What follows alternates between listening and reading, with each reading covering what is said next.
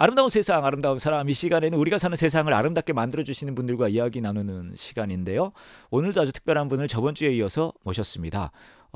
전국에 있는 개척교회 목회자분들 또 함께 하시는 분들을 연결시켜주고 섬기는 일을 하고 계시고요. 그리고 전국의 아동센터, 지역 아동센터를 돕는 일을 하고 계십니다.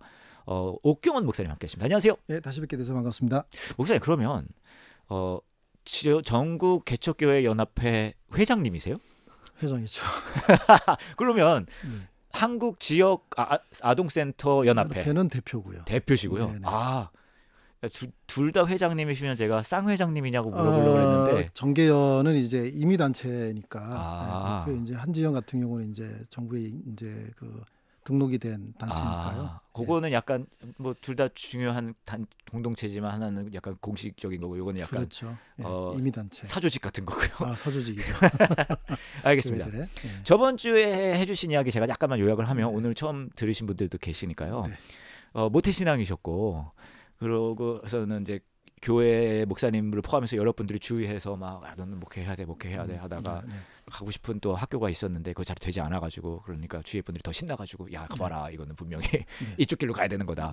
그렇게 쭉 가시다가 그래서 그러면서 하나님 또 만나는 일이 있으셨고 그렇게 해서 목회자의 길로 가시다가 부평에서 개척교회를 시작하셨는데 막상 해보니까 이게 쉽지 않은 게 준비를 오래 했음에도 불구하고 쉽지 않은 점이 너무 많더라. 그래서 지역에 있는 한 4, 5, 3, 4 그런 개척교회 분들과 함께 좀 모임을 시작하셨다. 이게 이제 전국 개척교회 연합회였어요. 네, 그게 시초죠. 시초죠. 그래서 궁금한 게 그 다음은 어떻게 된 거예요? 그러면은 대부분의 저는 이런 모임들 그 전에도 있었다고 봐요. 지역에 곳곳에 아마 지역에 있는 개척교회 목사님들이나 이렇게 2-3명, 4-5명 모여서 우리 서로 좀 격려하고 위로하자. 그 수준도 훌륭한 수준이긴 하지만 그 정도 될 수는 있을 것 같거든요. 근데 그게 어떻게 그렇게 확장될 수 있었어요?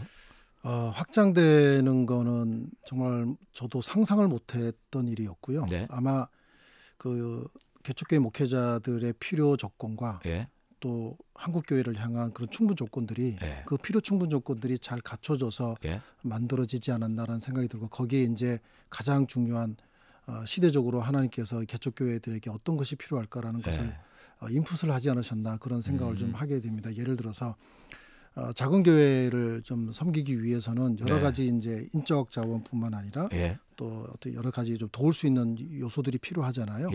그런 부분들에 있어서 과거에 이제 제가 만나던 평신도 분들하고 또 관계된 분들하고 서로 연계를 하기 시작을 했어요. 네트워크를 조직을 했죠.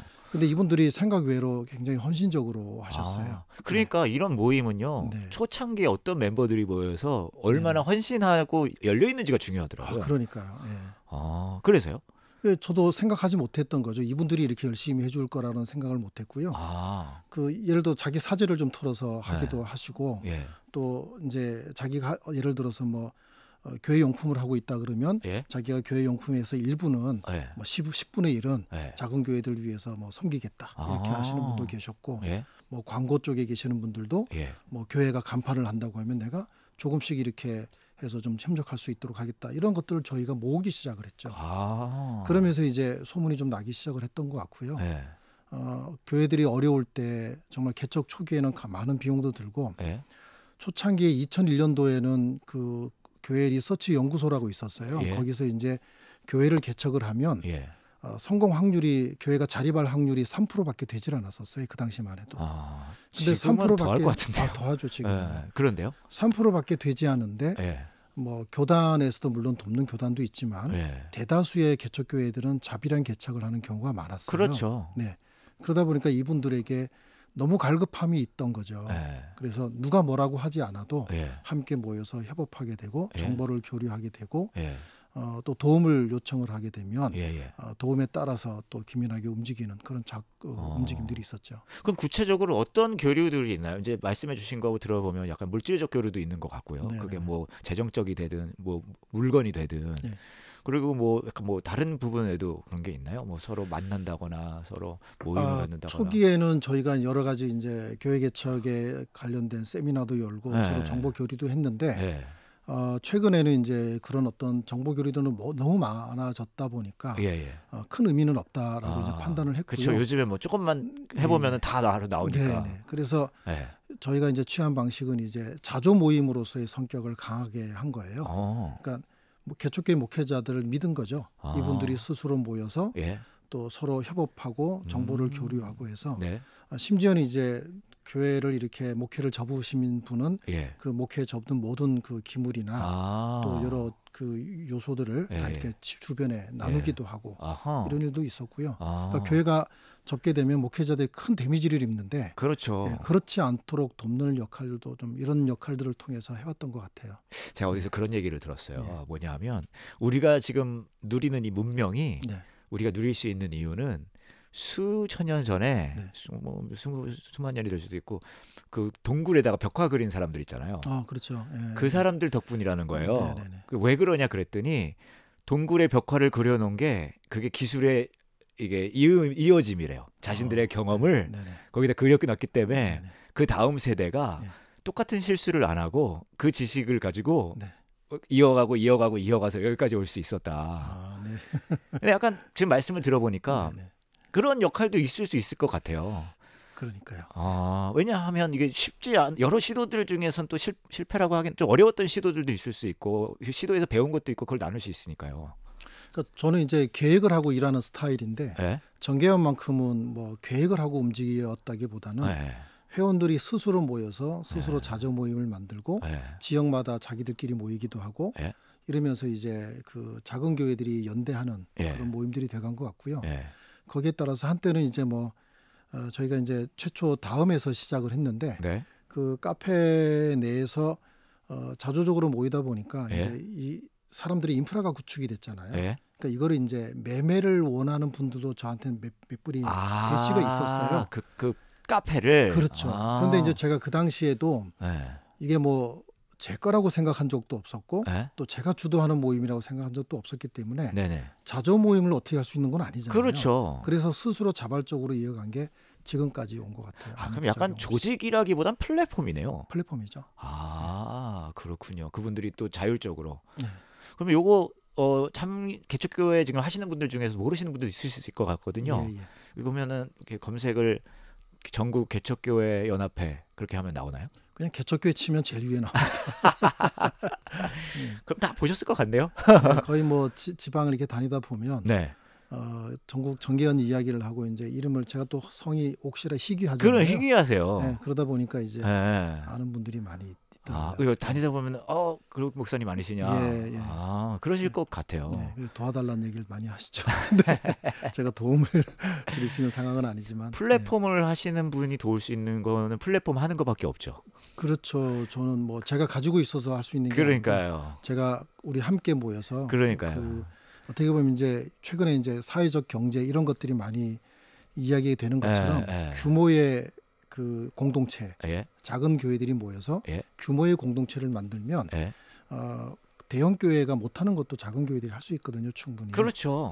그런 역할들을 하는 게 이제 플랫폼의 역할 말씀 잘하셨는데 그 역할이라고 생각합니다. 하나 또 궁금한 건 그 코로나 때 이제 먼 옛날 같지만 얼마 전이잖아요, 사실 한 1년 좀 넘었어요. 네, 맞아요. 근데 그때 특별히 이 개척교회들 작은 교회들은 쉽지 않았을 것 같거든요. 그때도 좀 그 코로나 때만의 역할을 또 있으셨을 것 같아요. 그 개척교회 연합회가. 저희가 이제 교회에 그 성도들이 출석을 하려고 하면 당시 그 굉장히 좀 어려울 때는 그 마스크는 당연히 해야 되는데 마스크를 구하기가 어려울 때 저희가 마스크를 막 여러 군데 수소문해서 마스크를 찾아내서 작은 교회에 보내기도 하고요. 체온계도 보내기도 하고 안 될 때는 이제 체온계를 구매할 수 있도록 루트를 만들어서 공개하기도 하고 심지어는 이제 그 교회 출석이 안 되니까 온라인으로 설교 동영상을 보내고 송수신할 수 있도록 기자재를 좀 지원도 해봤거든요. 그러면서 이제 작은 교회들이 좀 나름대로 코로나 상황에서 어떻게 이겨낼 수 있는 방법들을 같이 고민을 했었죠. 그럴 때일수록 또 서로 의지할 수밖에 없으니까요. 맞습니다. 그리고 이제 코로나가 끝났는데 이제 시대가 세상이 많이 바뀌었잖아요. 특히 요즘은 교회 출석이라는 것이 예전에 생각하는 그 개념하고 또 많이 달라진 것 같아요. 그래서 더 이제 개척교회, 작은 교회가 어려운 교회들이 많이 있을 것 같은데 그런 쪽에서의 논의들도 좀 있나요? 저 이제 저희 동기 모임이나 예. 또 저희 이제 그 주역에 있는 몇 분 목회자들을 이렇게 만나면서 예. 이제 나누는 얘기는 목회 패러다임이 좀 이제 바뀌어야 된다라는데 공감들을 많이 하고요. 예. 기존의 전통적인 목회 방식에서 벗어나서 예. 예를 들어서 요즘에 MZ 세대 같은 경우에는 되게 개인주의가 만연화되어 있거든요. 그렇죠. 개인주의가 만연화되어 있는 이 세대에 예. 복음이라는 거는 굉장히 이타적이거든요. 예. 자기가 죽어야 되는 것이고 그렇죠. 예수 그리스도가 죽음으로 인해서 예. 구원이 우리에게 임해지게 된 것인데 네. 이타적인 복음이 예. 개인주의가 만연화된 아이들에게 들어가는 게 굉장히 어려운 일이라고 예. 봐요. 예. 그래서 패러다임이 좀 바뀌어야 되는데 예. 그 반틸 교수님이 이제 그 변증법이라는 책에 보면 예. 그 접촉점이 굉장히 중요해요. 아하. 그러니까 성도될 대상자들과 만날 때 예. 어떤 접촉점을 가졌냐가 되게 중요한데 예. 과거의 목회 패러다임 가지고는 이 MZ 세대를 만나기 굉장히 어려운 거예요. 좋은 접촉점을 만들 수가 없군요. 그렇죠. 아하. 그래서 그 접촉점 차원에서 예. 저는 이제 그 지역 아동센터라는 좋은 컨텐츠를 찾은 거고요. 예. 그리고 현재 교회들이 지역 아동센터를 운영을 하면서 예. 교회 나와라 강요를 하지 않아도 예. 자연스럽게 교회의 뜰을 밟게 되고 교회 안에서 녹아지는 그런 모습들을 많이 보게 되거든요. 예. 그래서 그 센터들을 운영을 잘하면 지금 예. 현재 정부에서는 종교 강요도 못하게 되어 있고 예. 설교도 못하게 이렇게 막아져 있는 상황이긴 하지만 예. 그럼에도 불구하고 목사가 전해야 될 게 복음 외에는 뭐가 있겠습니까? 그렇죠? 맞습니다. 그러니까 뭐 아이들이 나가서 범죄를 하라고 얘기하겠어요? 무슨 얘기를 하겠어요? 그래서 지자체에서도 이제 문의가 오면 착하고 바르게 살려고 얘기하고 있고 아하. 그리고 건강하게 사회인이 될 수 있도록 가르치고 있는데 어떤 것이 문제가 되느냐. 그러면서 저희가 이제 그렇게 운동하시고 계시는 목회자들이 계시거든요. 그런 교회들이 주일학교가 여전히 건강하게 성장하고 있고요. 네. 그런 걸 볼 때 가장 뿌듯하죠. 그러니까 일반적으로 우리가 생각하는 교회 학교, 교회 예배 참여 이것이 이제 많이 좋은 컨택 포인트를, 좋은 접촉점을 만들기가 쉽지 않은 시대가 됐으니 어쩌면 우리 스스로가 뭐 작은 교회, 개척교회뿐만 아니라 모든 우리 교회인 우리 교인들은, 오늘 신앙을 가진 사람들은 스스로 해야 되는 것 같아요. 그렇죠. 그런 접촉점을 그들에게 맞게 만들어가는. 진짜 많은 생각과 고민과 또 논의도 필요하고 기도도 필요한 것 같습니다. 그렇습니다. 그런 예로 또 우리 옥 목사님은 그 지역 아동센터 얘기를 해주셨는데 그 얘기도 궁금해요. 근데 시간이 다 됐어요, 목사님. 그래서 짧아요. 다음 주에 다시 오셔서 다음 주에는 그 지역 아동센터를 어떻게 하시게 되셨는지, 그 어떻게 이루어지고 있는지 그 얘기 해주시면 좋을 것 같습니다. 지금까지 전국 개척교회 연합회 회장님이시자 한국 지역 아동센터 대표님이신 옥경원 목사님과 이야기 나눴습니다. 감사합니다. 네, 고맙습니다.